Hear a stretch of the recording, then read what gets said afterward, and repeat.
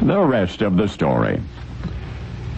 More than 100 years ago, the temperance movement was blazing. Hatchet-wielding activists were out in force, splintering beer kegs, demolishing saloons, and their enemy had a face, the face of a beer brewer named Charlie.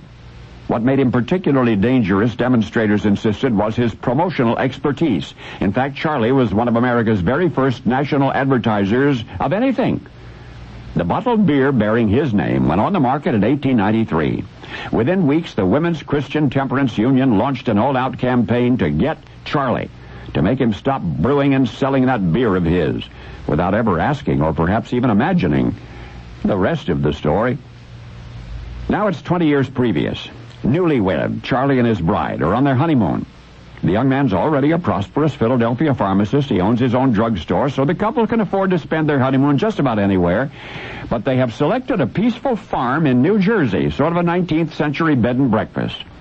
Now, the farmer is also a home brewer, and his recipe for home brew, as it were, is in Charlie's estimation extraordinary. So the young druggist asks the farmer if he might have that recipe to take back home with him. Farmer says he'd be delighted. His wife writes down the ingredients on a piece of paper, and that's that.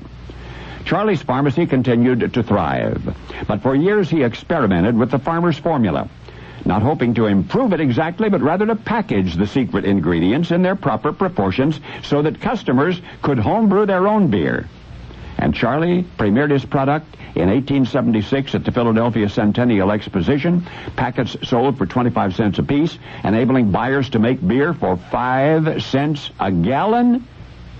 But temperance advocates did not get riled or even take notice until many years later when Charlie began marketing bottled beer coast to coast. That's when they came after him in newspaper ads and letters to the editor, in private rebukes and public demonstrations. Charlie was naturally distressed by the widespread objections to his product.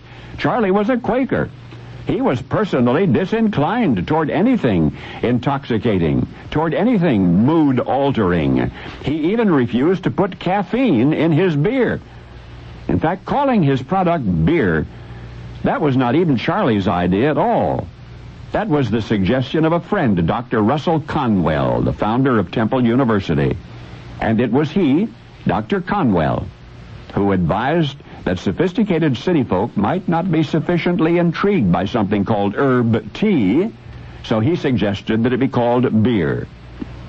Well, Charlie packaged and eventually bottled the beverage based on 16 different wild roots and wild berries under the name Root Beer. And the WCTU, finding non-alcoholic beer inconceivable, attacked Charlie, attacked the soft drink, which they were sure was a hard drink, for many years thereafter. And to this day, the recipe born on a New Jersey farm remains pretty much the same. But the next time you take a sip of root beer, you're going to remember the wrath of the Carrie Nationites raining down for most of a decade on an innocent entrepreneur named Charlie. Charles E. Hires. Hires root beer? Yep. Now you know the rest of the story.